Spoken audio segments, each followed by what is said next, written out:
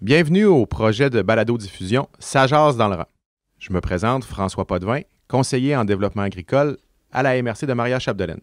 Et moi, c'est Mélissa Véro, je suis agricultrice et travailleuse sociale. Le projet de balado Ça jase dans le rang est une initiative de la MRC de Maria-Chapdelaine et pour arriver à bien dans cette aventure, nous nous sommes joints l'entreprise de Mélissa Véro. La vraie nature, service psychosocial. Donc, Ça jase dans le rang, c'est un moment qu'on prend pour parler, pour se parler. On aborde des sujets vécus par les producteurs et productrices. On essaie de proposer des stratégies, des façons de faire pour avancer, pour surmonter les petites difficultés. Bien évidemment, on n'a pas la solution à tout, mais l'important derrière l'idée de ce balado, c'est vous.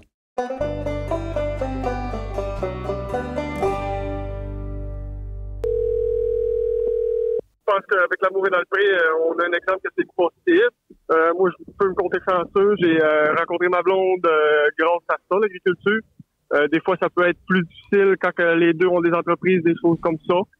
Je pense que le métier d'agriculteur, c'est un métier pas assez valorisé en termes de valeurs familiales. C'est quelqu'un qui a des valeurs familiales fortes. Je pense qu'en agriculture, on est capable de bien s'installer, se faire une vie de famille là-dedans. Moi puis ma blonde, on a des valeurs familiales très fortes. Fait que c'est un fit, je dirais. C'est trouver quelqu'un qui a ça aussi en dedans de lui.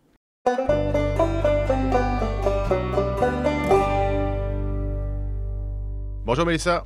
Hey, bonjour François. Ça va bien? Ben oui, très bien, merci. Épisode 10 aujourd'hui, hein, c'est ça? Oui, épisode 10. On a les deux, on est rendu dans les dizaines d'épisodes. Ça va quand même très bien. Eh oui, Mais ce qui est triste, c'est qu'on commence à avoir la fin tranquillement, pas vite. Fait que c'est pour ça que j'essaie de l'étirer le plus possible. C'est parfait, ça. Aujourd'hui, tu nous parles de relations amoureuses. J'aime tellement mon sujet, là. Parce qu'en fait, dans relations amoureuses, ben il y a le mot amour. Oui. Puis le mot amour, tu sais, moi, la rêveuse en moi, la romantique, c'est comme, moi, je me tente pas là, de m'intéresser à des histoires d'amour. Tu sais, de rencontrer quelqu'un, là, puis de demander, hey, toi, comment t'as rencontré ton chum, ta blonde, comment ça s'est passé, là? Je trouve tellement que c'est des histoires qui sont intéressantes, qui sont le fun à écouter, puis c'est s'intéresser à quelque chose de beau, de positif. Puis on est toujours content de raconter notre... C'est vrai, quand on raconte notre première histoire, on est toujours content de retomber dans ces souvenirs-là. Là. Oui. Je vais me permettre on n'a jamais assez d'amour. On n'en parle jamais assez. Ben, tu sais, puis en même temps, je te dirais, je t'amène tout de suite sur une première piste de réflexion. C'est quoi l'amour? Encore. À tous les débuts de balado, je me fais toujours coincer. C'est quoi l'amour? C'est quoi l'amour? C'est sûr que c'est un sentiment, ça c'est sûr et certain. C'est un sentiment qu'on a vers quelqu'un qui nous fait apprécier, accepter.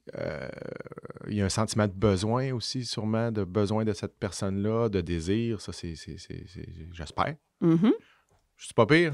Ben écoute, puis je tiens à souligner que tu as répondu directement à ma question.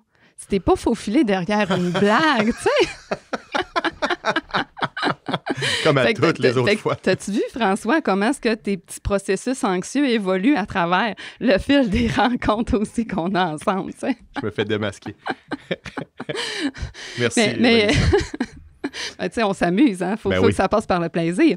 Mais t'as raison, parce que définir, dans le fond, l'amour, qu'est-ce que l'amour? L'amour, c'est une sensation. Puis c'est quelque chose, dans le fond, qui est très concept, et c'est un concept qui est flou. C'est un concept qui est flou, puis c'est un concept qui est très postmoderne, puis en Amérique particulièrement, Amérique du Nord plus encore. Parce que si on recule, qu'on va regarder c'est quoi les concepts de l'amour à travers, dans le fond, le pays en entier, si on va voir au niveau des tribus, des gens qui vivent de façon très conservatrice, ils n'auront pas la même définition du concept de l'amour.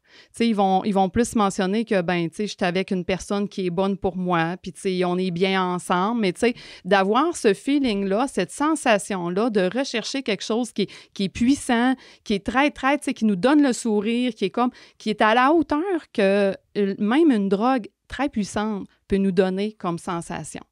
Fait que l'amour, en fait, c'est un concept qui est une construction au niveau, dans le fond, de l'esprit, que le cerveau a construit, puis qu'on se transmet, dans le fond, à travers les générations, dans la façon qu'on recherche cette façon-là de vouloir être relié avec quelqu'un. Fait que, tu sais, aujourd'hui, j'avais le goût de parler d'amour parce que, tu sais, en tant que producteur, productrice, on est avant tout des hommes et des femmes. Puis aujourd'hui, tu sais, l'angle sous laquelle je te propose qu'on parle d'amour, des relations, ça va être selon les relations hommes-femmes. Oui, il y a différents genres. Bon, il y a les homosexuels, les gays, les lesbiennes. Mais aujourd'hui, on va se concentrer plus sur le côté homme-femme parce que c'est très complexe à la base déjà, les relations amoureuses. Et c'est différent si on sort dans le fond des relations hommes-femmes, c'est d'autres choses qui s'appliquent. Donc aujourd'hui, je te propose qu'on se concentre sur les relations comme homme-femme. OK. Ça me va.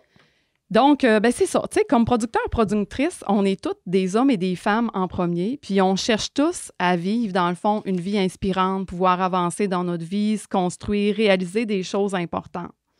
Puis, dans cette sphère-là, bien, il y a toujours, dans le fond, l'angle de la sphère, dans le fond, relationnel, de vouloir construire quelque chose à deux.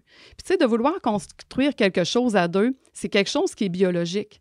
L'être humain n'est pas fait pour vivre seul. L'être humain va toujours être à la recherche de pouvoir s'associer à quelqu'un d'autre, pouvoir créer un éventuel partenariat pour pouvoir assurer éventuellement la reproduction de l'espèce. Fait que, tu sais, il ne faut pas oublier qu'on demeure toujours avec un cerveau qui est un cerveau comme cognitif, qui va être influencé par toujours le besoin de survie en arrière de tout ça. Fait que l'objectif, dans le fond, du cerveau va être capable de trouver un partenaire suffisamment bon, suffisamment complet dans ce qu'on va voir à travers l'autre pour être capable de trouver quelqu'un qui va pouvoir occuper ces fonctions-là, d'être capable de procréer avec nous, puis d'être capable de pouvoir élever la marmaille pour assurer, dans le fond, la survie de l'espèce. Fait que, tu sais, il y a quelque chose de très, très biologique là-dedans. C'est très psychobiologique par rapport à tout le système de reproduction. Fait que, tu sais, c'est comme si on avait deux concepts qui sont totalement, ben pas totalement, mais qui sont un peu comme contradictoires. L'amour, qui est quelque chose de très flou, qu'on va avoir, qui est une sensation, qui est une construction de l'esprit. Puis de l'autre côté, on a quelque chose qui est très biologique, qui est relié, dans le fond, aux hormones, aux phéromones, qui fait qu'on va être attiré à la base vers quelqu'un d'autre. Exactement. Fait que, tu sais, aujourd'hui, j'avais le goût, dans le fond, de te proposer ce sujet-là parce qu'il y a tellement d'enjeux en lien avec les relations conjugales, les relations amoureuses. Tu sais, autant si on se questionne à trouver un partenaire. Tu sais, bon, on cherche à être en relation, mais on sait que chez nos producteurs, nos productrices, de trouver un partenaire de vie, quelqu'un avec qui construire quelque chose à deux, c'est tout un défi. Fait que je te suggère qu'on puisse regarder, dans le fond, qu'on y aille comme en chronologie. Fait qu'on regarde le premier enjeu sur comment on peut faire quand on est un producteur pour être capable de trouver un bon partenaire, ou du moins trouver un partenaire. Hein? Tu sais, c'est comme bon est déjà un bon critère. Puis ensuite de ça, on va pouvoir poursuivre avec, OK, bon, ben maintenant qu'on a trouvé quelqu'un, puis que là, on vit dans le fond une relation conjugale, qu'on est en couple, ben comment est-ce qu'on peut construire cette relation de couple-là en poursuivant nos activités sur une ferme? Puis quels sont les défis si on devient un couple en affaires? Si ce couple-là devient après ça des partenaires d'affaires, parce qu'il y en a un des deux qui se greffe à l'entreprise de l'autre, quels sont les défis? Est-ce que c'est quelque chose qui va nous aider dans notre relation, qui va faire en sorte qu'on va renforcer des liens, ou encore ça va être le contraire, qu'on va être mis plus à l'épreuve puis que ça va venir fragiliser en fait cette relation-là? Fait que, puis, on pourra même aborder le petit, sous l'angle après, de la séparation. Oui. La séparation chez nos producteurs, nos productrices, si on compare avec la moyenne de la population en général au Canada, est-ce qu'il y a plus de séparation? Est-ce qu'il y en a moins? Puis pour quelle raison? Fait que... On n'a pas la réponse tout de suite, là. Ben écoute, il faut quand même que je te fasse... tu sais, c'est faut maintenir le désir. Hein? C'est comme dans les relations. Fait que c'est comme, je ne peux pas te donner toutes les réponses tout de suite. Il faut que je te laisse quand même travailler un peu pour y avoir accès. Fait que voilà, tu sais, je te dirais que c'est ça la contribution que je propose aujourd'hui, de pouvoir amener ces questions-là, de pouvoir réfléchir ensemble, amener quelques notions scientifiques, théoriques là-dedans, qui nous permettent, dans le fond, de prendre un petit peu de recul pour après ça avoir une vision peut-être un peu plus neutre de où on est rendu dans notre vie, puis de décortiquer en partie qu'est-ce qui s'applique à notre propre situation. Okay. Fait que pour après ça, pouvoir identifier, en tant que personne, c'est quoi mon prochain pas, c'est quoi la prochaine étape vers où je veux continuer d'aller pour continuer d'évoluer. OK. Je peux te poser une question avant de commencer? Bien sûr, bien sûr. Je ne sais pas si elle est au bon moment, je ne sais pas si tu vas y répondre tout de suite, mais je ne sais pas si ma question n'est pas tout simplement niaiseuse aussi, là, mais on est dessus, tu sais, on entend souvent là, des gens qui sont seuls. Ah, moi, je suis fait pour être seul. L'être humain, tu l'as dit, effleuré un peu tantôt, es-tu fait pour être en couple? Ou il y en a qui sont faits pour être en couple, et il y en a qui sont faits pour être seuls. Tu sais, quand on entend ça, ah non, moi, je suis bien mieux tout seul. Oui. Bien, généralement, c'est que ça va être suite à une série de deuils. OK. Parce que de façon innée, l'être humain, comme je l'ai mentionné tantôt, biologiquement, le cerveau va toujours travailler pour être capable de s'associer avec quelqu'un d'autre, pour être capable de créer une vie à deux. OK. Fait que souvent, les gens qui vont avoir ce discours-là, c'est des gens qui vont avoir vécu des échecs amoureux, qui vont avoir vécu le sentiment d'avoir été rejetés ou qui vont avoir été très déçus, puis qui vont comme faire, OK, moi, présentement, dans ma vie, je ne veux plus compter sur quelqu'un d'autre pour ressentir un bien-être, donc je vais me concentrer sur moi-même pour être capable d'atteindre un niveau de vie qui va me satisfaire. Fait qu'ils veulent comme être capables de sortir de la notion de dépendance. Fait qu'ils se construisent une réalité, un concept en se disant, moi, le célibat, ça fait bien mon affaire, puis je vais faire une vie comme ça. Puis c'est correct aussi, tu sais, c'est pas mal, mais c'est comme, est-ce que c'est la tendance naturelle chez l'humain? Non. Okay. Souvent, ça va être le résultat d'une adaptation parce que je vais avoir vécu des choses dans mon histoire passée. Mais c'est très rare que tu vas voir un jeune, exemple, dans la vingtaine, qui va avoir ce discours-là. Mm-hmm. Fait que c'est ça. Généralement, l'être humain va rechercher, dans le fond, à se reproduire et à être en couple. Okay. Mais c'était très pertinent comme question. Okay, non, puis il n'y en a jamais de questions niaiseuses. Hein. C'est comme, quand on a une interrogation, une curiosité, c'est un signe d'intelligence. Donc, fait que c'est jamais parce que c'est niaiseux. Voilà. C'est pas moi qui l'ai dit. Merci. Fait que t'es très brillant, François. Fait que, écoute, premier angle, l'angle de la rencontre. Écoute, quand j'ai construit mon contenu, je me suis amusée avec les mots parce que là, tu sais, je faisais dans le fond le parallèle avec chez les producteurs, quand on a dans le fond un troupeau de vaches, comment on veut faire pour assurer la survie de notre espèce, de nos vaches? C'est qu'on va faire de la sélection. Fait qu'on va faire de la sélection pour pouvoir reproduire nos meilleurs sujets de notre troupeau. Fait que, tu sais, dans ma tête, je me disais, OK, fait que finalement, là, chez les humains, on fait la même chose. Il faut, quand on recherche, dans le fond, avoir un partenaire, il faut avoir un plan de reproduction. Je m'attendais pas qu'on aille là. J'aime ça. Mais tu sais, il faut prendre le langage de nos producteurs. Là. Puis là, moi, l'image est là. C'est ça, je suis productrice aussi. Là. Fait que tu sais, je me disais, bon, premièrement... Fait que j'imagine l'homme ou la femme qui rencontre quelqu'un qui dit ça. Bonjour, j'aurais un plan de production à te soumettre. Non, de reproduction. De reproduction à te soumettre. Ça peut être interprété sous divers angles. Fait que je vous dirais, on va garder cette petite inside-là entre nous autres. Utilisez pas ce langage-là si quelqu'un n'a pas entendu le balado parce que ça peut causer des situations un petit peu spéciales. Mais c'est ça. Fait que, tu sais, dans le fond, à quoi ça fait référence? Ça fait référence à, si je veux rencontrer quelqu'un, je dois, dans le fond, être à la recherche, mais pas de n'importe qui, mais du bon candidat pour moi. Puis là-dedans, il y a une sélection qui doit être faite. Puis, dans la sélection, il y a premièrement une sélection naturelle qui se fait, à savoir qu'est-ce qui va faire en sorte que je vais être intéressée vers tel type de personne et non un autre type de personne. Fait que déjà là, il y a une première base que je dois avoir, c'est que je dois avoir une bonne connaissance de moi. Fait que, tu sais, dans la connaissance de soi, c'est pas juste de savoir, OK, moi, je préfère-tu les pommes ou les bananes? C'est plus loin que ça. C'est de savoir, OK, quel est mon mode relationnel? Comment, moi, je fonctionne en interaction avec les autres? Est-ce que je suis capable de bien gérer mon anxiété? Est-ce que je suis capable d'entrer en relation? Je suis capable d'être à l'écoute de l'autre personne? Est-ce que je suis capable de remettre en question des comportements que je vais avoir eus? Donc, de voir c'est quoi mon mode relationnel avec les gens pour que je puisse déjà être capable de mieux voir, moi, qu'est-ce que j'ai à offrir. Parce que dans la partie, dans le fond, de bien se connaître, je dois aussi être capable de comprendre que si je veux être intéressant pour quelqu'un d'autre, je dois être la meilleure version de moi-même.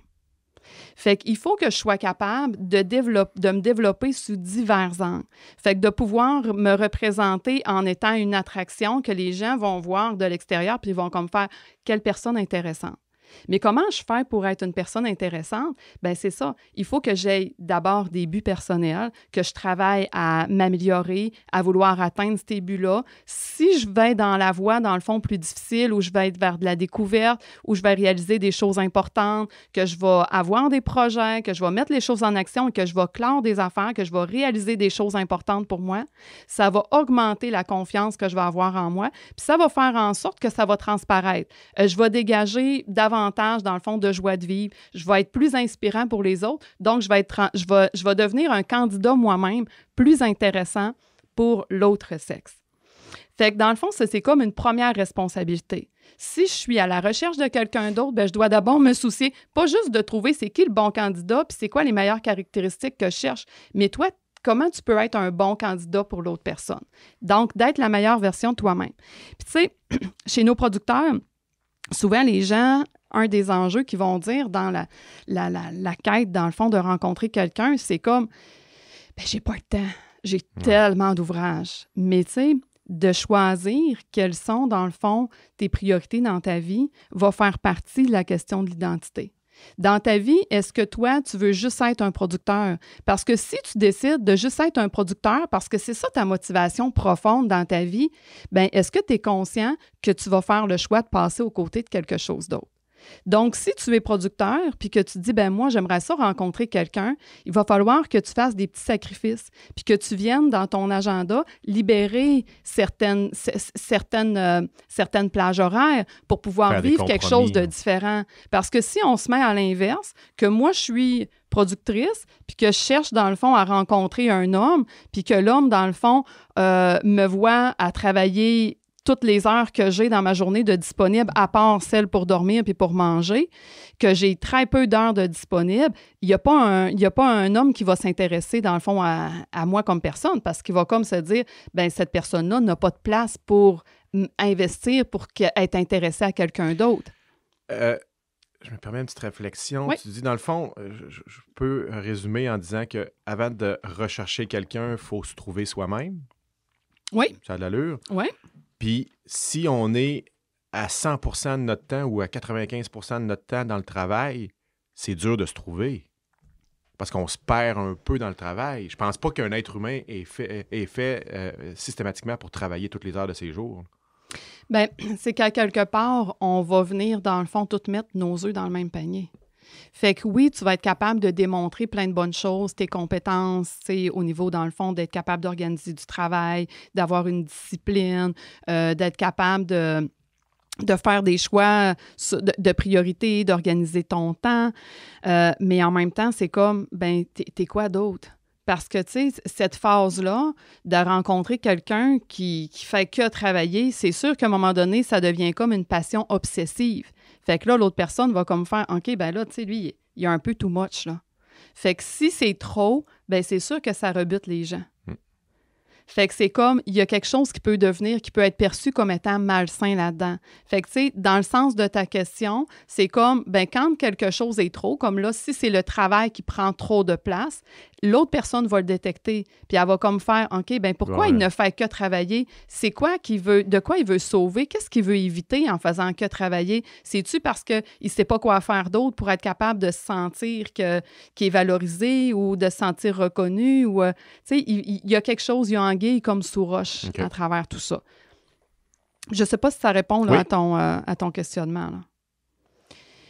Fait que c'est ça. Donc, tu sais, une des premières choses, c'est qu'il faut avoir une bonne connaissance de soi puis être capable nous-mêmes de se développer, donc responsable de son propre développement pour avoir à offrir la meilleure version de nous-mêmes puis d'être conscient de c'est quoi les facteurs que l'autre personne va regarder à travers nous aussi pour nous rendre nous-mêmes une personne, tu sais, une personne intéressante.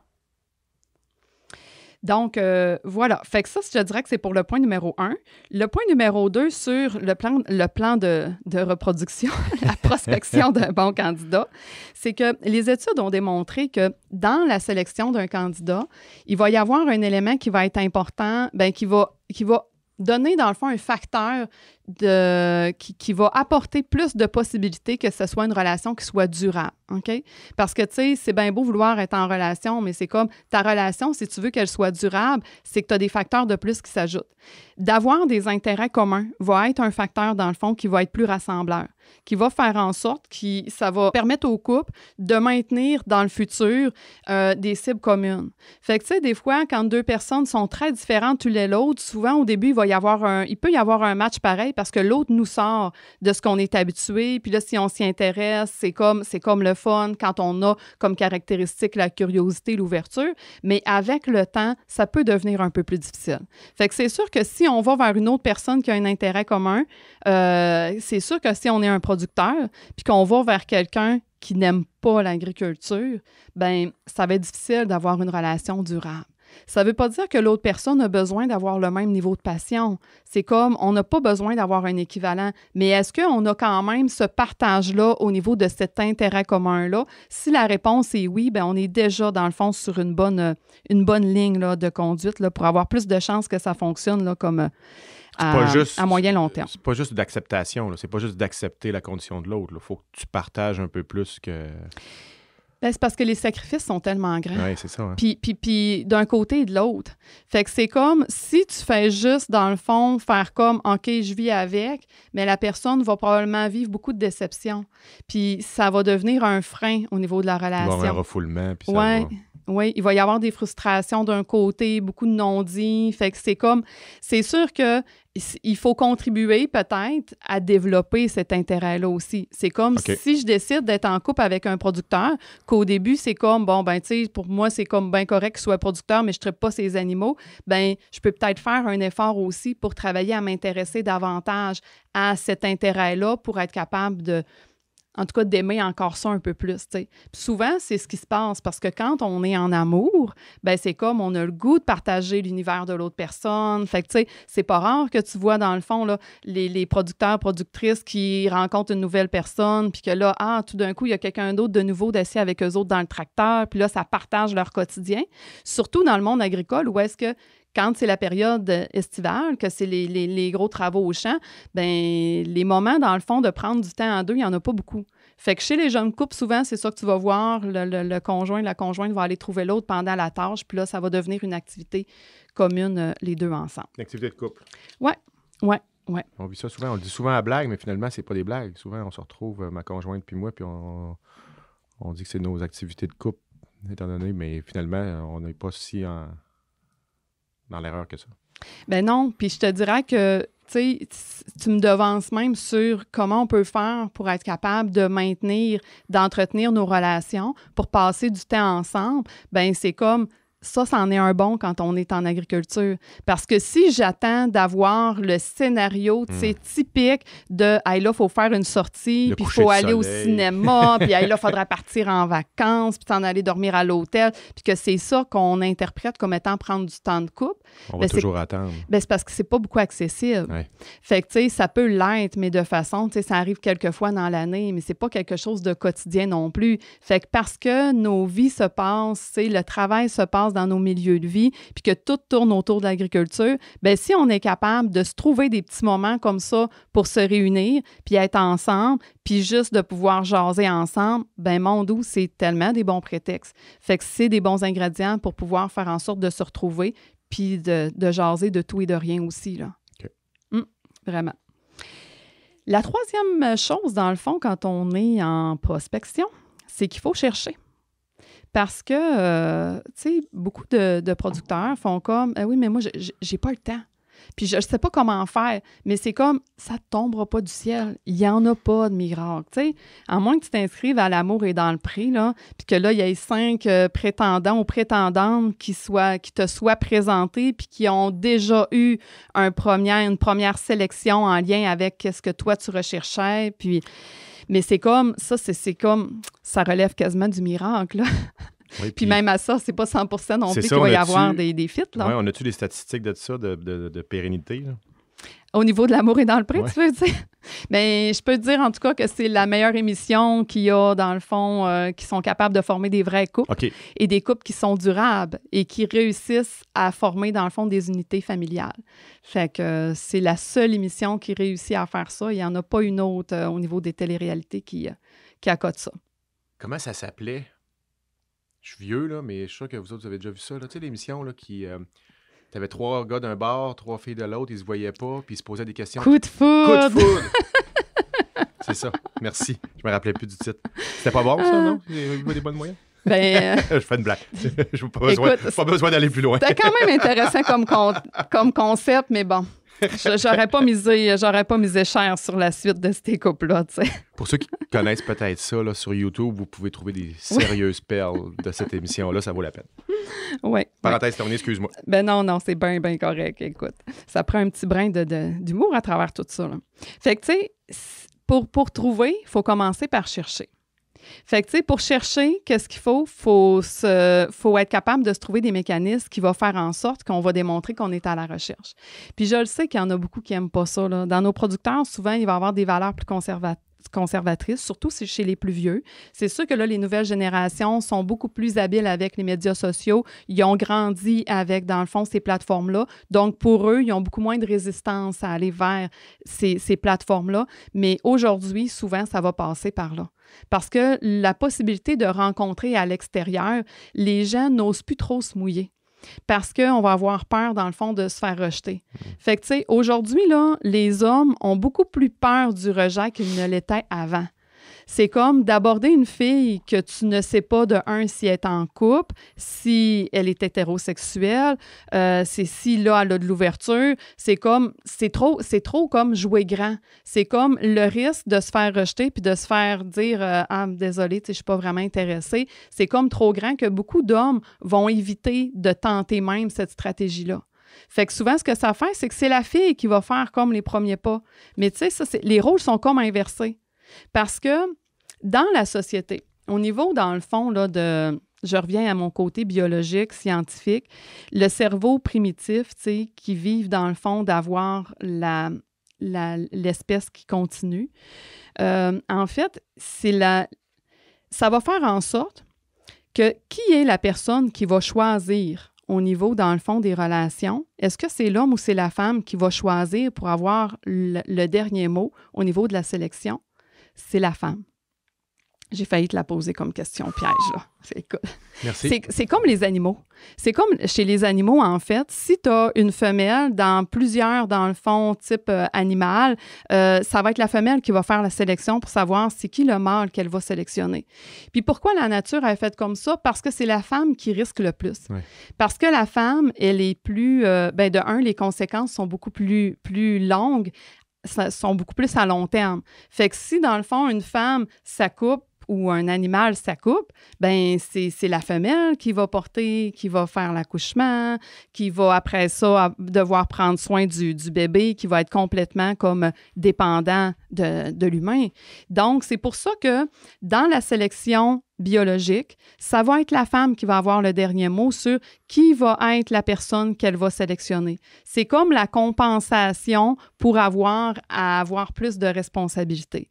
Fait que, tu sais, mais ça, c'est quelque chose qui n'est pas connu. C'est comme un non-dit. Les gens ne savent pas que c'est comme ça que les relations hommes-femmes, dans le fond, sont comme fondées. Puis là, ils font comme, ben l'homme, il sert à quoi, dans le fond? Mais l'homme a aussi son utilité. Merci. Il y a aussi son utilité, puis les rôles ont évolué, tu sais. Ça, c'est comme notre instinct comme biologique, mais les rôles ont évolué, mais l'homme, il doit être conscient qu'il y a un rôle fondamental, puis son rôle fondamental, ben, c'est d'être capable d'assurer, dans le fond, la protection, puis d'assurer, dans le fond, d'être un bon partenaire pour sa conjointe. Mais l'homme a toujours comme un peu la crainte de ne pas être à la hauteur de, parce qu'il y a quelque part en dedans de lui qu'il sait qu'un homme est plus facile d'être remplacé qu'une femme. Tu sais, si on fait juste regarder au niveau, dans le fond, je reviens avec les histoires de tribus, mais tu sais, si on regarde au niveau, dans le fond, anciennement, comment la société fonctionnait, tu sais, si tu avais plusieurs si tu avais dans une tribu plusieurs hommes puis plusieurs femmes, ben ça faisait moins de dommages à une tribu de perdre un homme qu'un de perdre une femme. Pourquoi? Parce que la femme pouvait continuer de procréer. Fait que c'est comme... C'est juste l'espèce qui est faite comme ça, tu sais. Bien, si on revient à nos comparaisons du monde animal, chez nous, on a 180 brebis pour 4 béliers.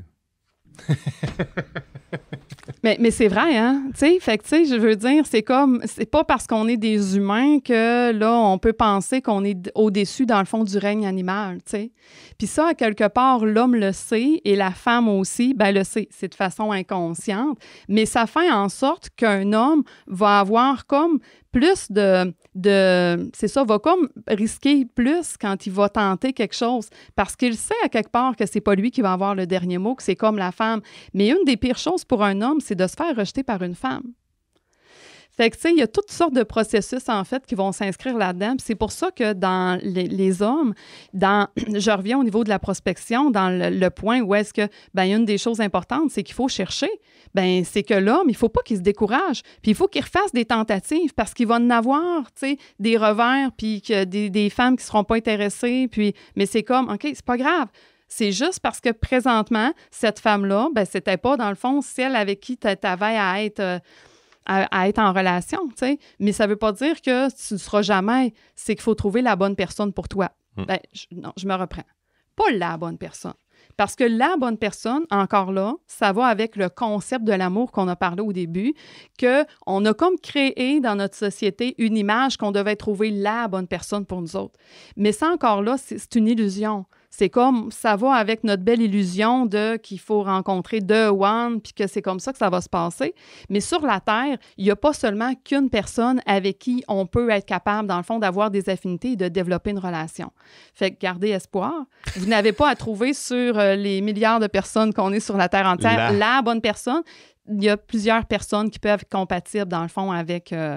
entre elles, puis être capable de former quelque chose de durable à long terme. Puis c'est sûr que avec ce que tu viens d'emmener là, de penser, comme tu dis, on est rendu 8 milliards, à peu près? 8? 7, 8? Je ne sais pas, mais on est plusieurs milliards. Donc, par chance, moi, la personne que j'avais rencontrée habitait le même village que moi, dans la même province, dans le même pays, sur 8 milliards. Il y a quand même beaucoup de chanceux quand on regarde ça. Ben c'est ça, exactement. Exactement. Fait que, tu sais, juste de l'aborder sur cet angle-là, c'est comme, ben ça enlève la pression. Puis ça enlève la pression aussi que si on vit une relation et que cette relation-là, qu'on n'est pas bien dans cette relation-là, ben c'est qu'il y a peut-être que il y a une incompatibilité, mais ça ne veut pas dire qu'on est fait pour être tout seul. C'est qu'on doit continuer de travailler, dans le fond, à rechercher une personne qui aura des meilleures compatibilités avec nous, selon les différents facteurs qu'on a parlé tantôt, tu sais. Fait que, puis le 4e point là-dedans, c'est sur le développement d'une relation. Fait que c'est comme, OK, mettons qu'on est rendu dans le mode prospection, j'ai été sur des réseaux sociaux, j'ai tenté des choses, ou j'ai commencé... Ou même en personne. Tu sais, tantôt, je disais, bon, c'est plus tant la façon que les gens entrent en relation. Les hommes ont plus peur de faire les premiers pas, mais tu sais, moi, j'incite les hommes à continuer d'en faire des premiers pas. Là. C'est une bonne chose là, de faire des tentatives. Puis suite à ça, bien, à un moment donné, il va y avoir des fits, tu sais. Puis les fits, la façon que ça va se passer, c'est que quand il va y avoir, dans le fond, des premières rencontres, au niveau, dans le fond, du développement de la relation, il va y avoir 2 éléments importants qu'il faut prendre en compte sur comment on fait pour développer une relation. Parce qu'une relation, c'est le développement d'un attachement. C'est une construction. Fait que c'est pas quelque chose, dans le fond, qui va arriver du jour au lendemain. Fait que c'est quelque chose qu'on va construire avec le temps. Fait que là-dedans, dans la construction de la relation, il va y avoir 2 facteurs. Il va y avoir le facteur de la vulnérabilité, puis il va y avoir le facteur du plaisir. Faut que ça passe par dire des choses vraies à partir de soi. Puis, tu sais, on a déjà parlé dans d'autres balados au niveau de la vulnérabilité. Ben, tu sais, c'est la même chose qu'on avait parlé là, des relations, au niveau du conflit, tout ça.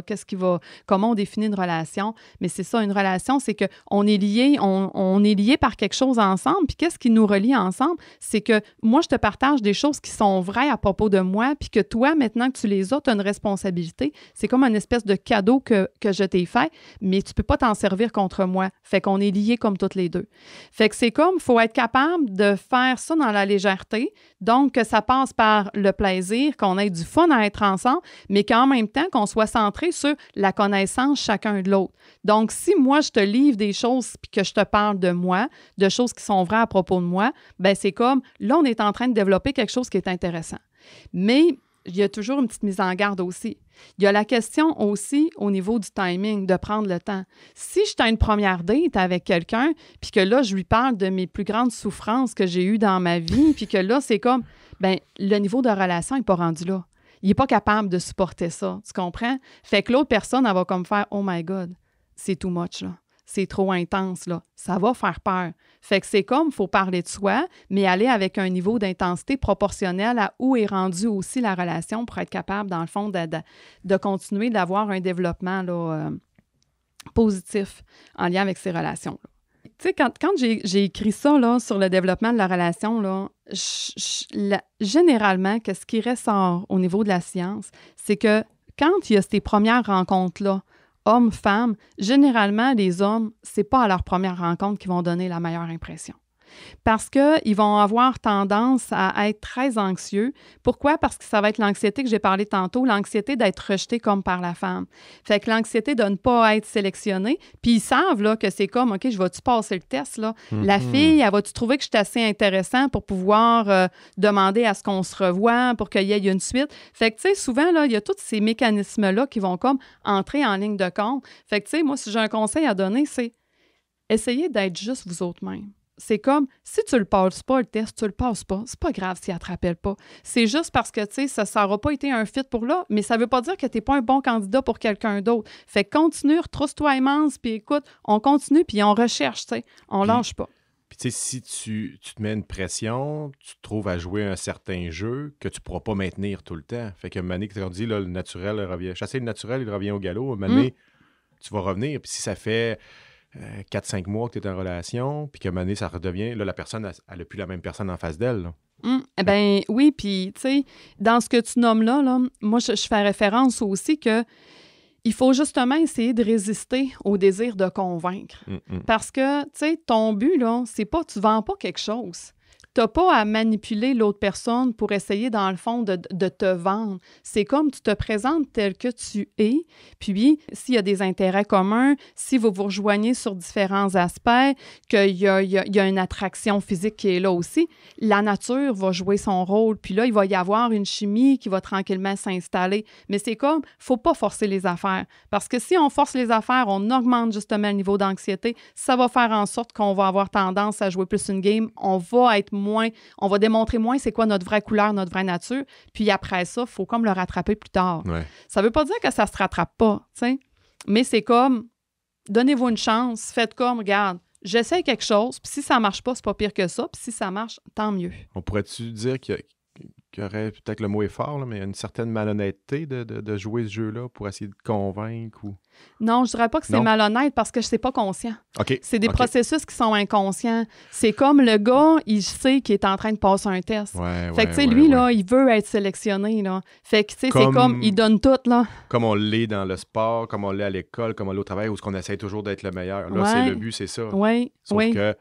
OK, je vois. C'est ça. Tu sais, justement, si on change notre perception puis qu'on le voit pas comme étant, dans le fond, un objectif de performance, de concours, ben c'est comme, OK, on va venir jouer avec nos paramètres anxieux puis on va se donner une petite chance de se présenter sous, dans le fond, notre meilleur jour. OK.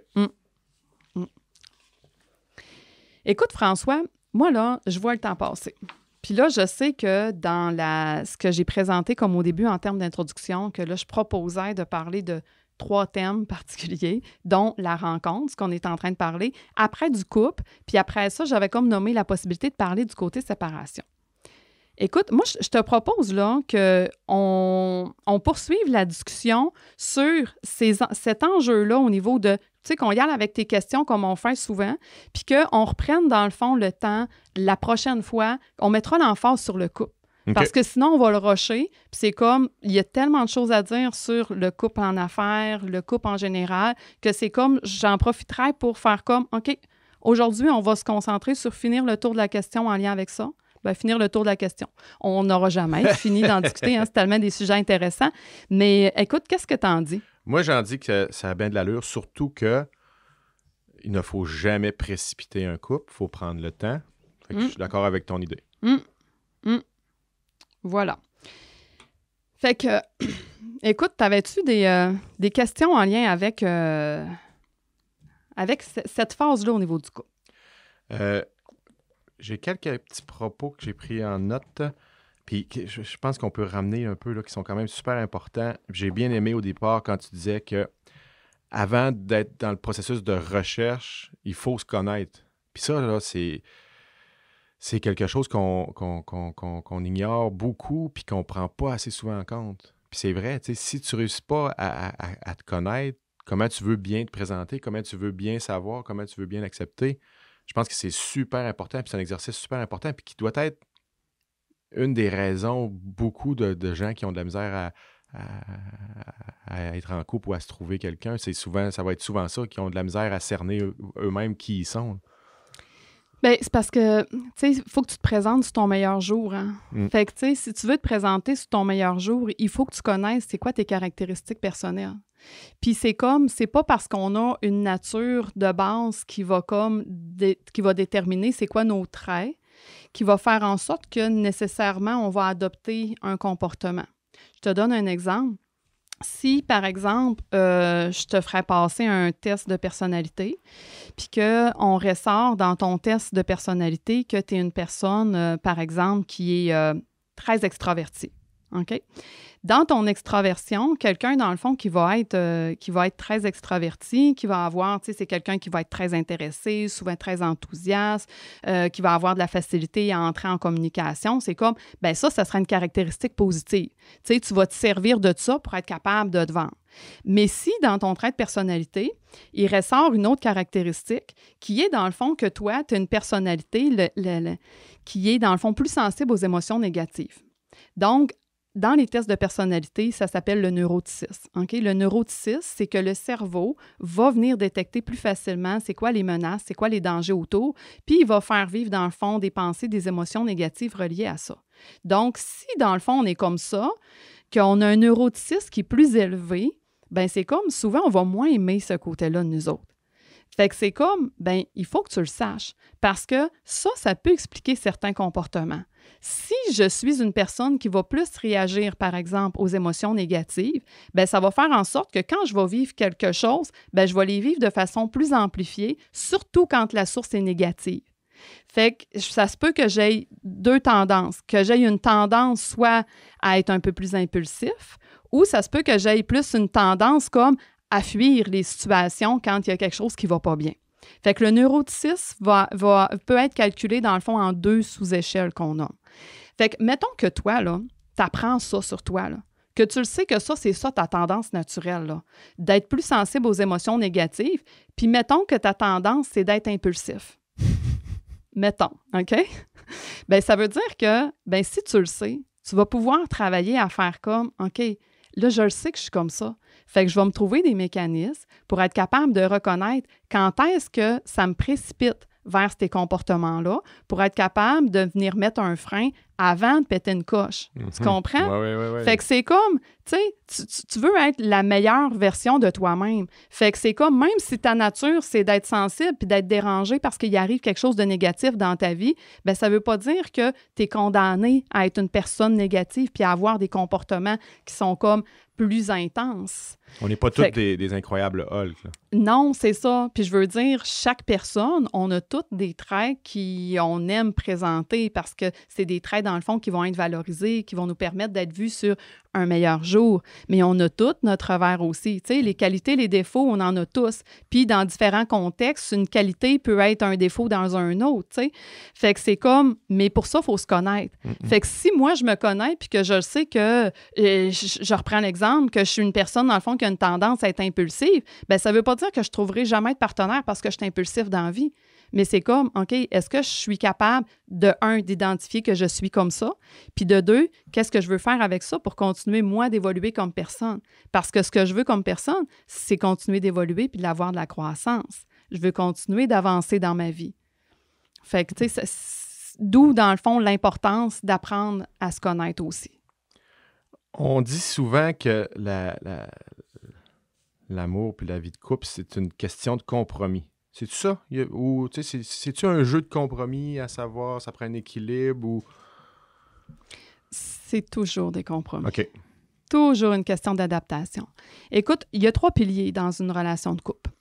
Les 3 piliers, dans le fond, sont les suivantes. Le premier pilier, puis c'est comme des cycles, OK? Ils sont comme en ordre. Mais on peut se promener un peu, surtout avec le numéro 2 puis le numéro 3. Mais je te les nomme comme ça. Le premier, dans le fond, va être l'attraction, le pilier de l'attraction. Oui. Le deuxième va être l'intimité, puis le troisième va être l'engagement. Oui. Fait que l'attraction, c'est le premier pilier, dans le fond, qui va faire en sorte qu'on va être capable, dans le fond, de connecter avec quelqu'un. Fait que l'attraction, là, fait référence directement avec la première phase qu'on a parlé tantôt, de rencontrer quelqu'un. Fait que c'est comme quand on rencontre quelqu'un, puis qu'on sent là, que ça fit, là. C'est comme, là, il y a une grande attirance, un grand désir vers cette personne-là. C'est quelque chose, dans le fond, qui va être très influencé par le côté hormonal aussi. Ça veut dire que souvent, ça va être un feeling qui va être extrêmement puissant. Puis c'est là, justement, qu'on va le ressentir, là, notre concept là, de l'amour, là, qu'on va comme faire « Hey, là, je suis en amour, là. » Bien, c'est dans le pilier au niveau, dans le fond, de l'attraction. Ça va être dans les premiers cycles au niveau du couple que ça va se faire ressentir.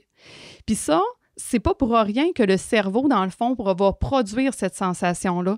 C'est que parce que l'objectif de l'humain est d'être capable, dans le fond, de se reproduire, bien, c'est que le cerveau va créer cette attraction-là mutuelle pour faire en sorte que les gens puissent être capables de connecter ensemble.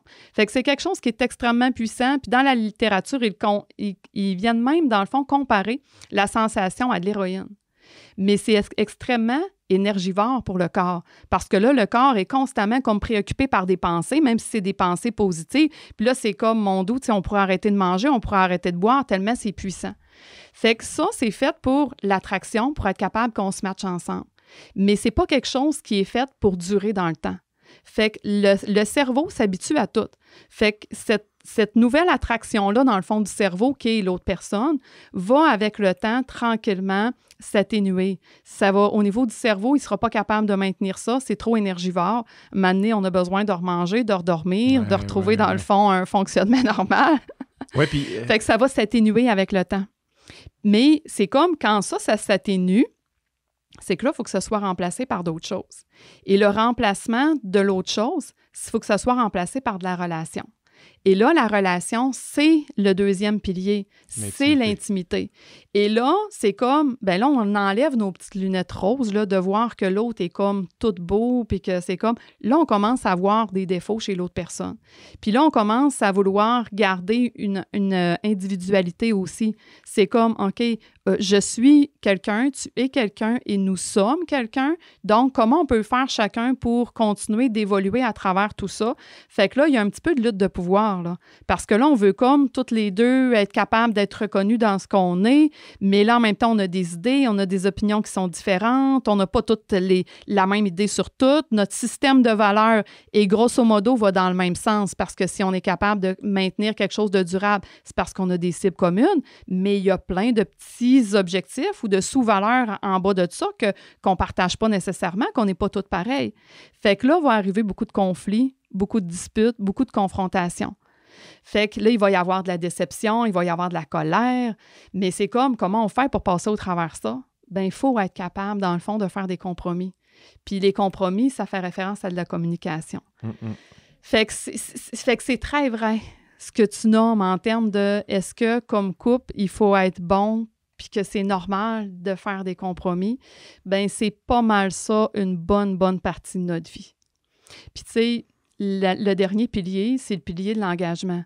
Le pilier de l'engagement, c'est dans le fond la phase du couple où est-ce que là, le couple va avoir comme atteint un niveau où est-ce qu'on a réussi à garder chacun une individualité, puis il y a un nous à travers ça aussi. Fait que c'est pas 1 + 1 = 2, c'est 1 + 1 = 3. Fait que c'est comme, il y a moi, il y a toi et il y a notre couple. Donc, ce qu'on veut dans la relation, quand on est rendu à ce palier-là au niveau de la relation, c'est qu'on veut que l'autre personne continue de se développer personnellement, qu'elle continue de croître, d'aller de l'avant dans des projets individuels, puis que ça va avoir une répercussion sur le couple. Si les deux personnes vont, dans le fond, prendre, tu sais, relever des défis, atteindre des choses importantes, bien, le couple va en bénéficier aussi. Fait que ça, c'est comme la 3e phase. Mais je te dirais que il n'y a rien là-dedans qui est garanti que tu ne retourneras pas dans l'autre phase. On se promène. Parce que des fois, on tombe en décalage, tu sais. Ça se peut que ce soit toi, à un moment donné, qu'il y ait un projet individuel, puis que là, tu vives la croissance, puis là, c'est comme ta conjointe, elle t'encourage là-dedans, puis tu sais, tu lâches pas, puis vas-y, t'es capable et tout ça. Mais là, si elle n'a pas de projet individuel, puis qu'elle stagne un peu au niveau de sa croissance personnelle, là, il y a un petit décalage, là.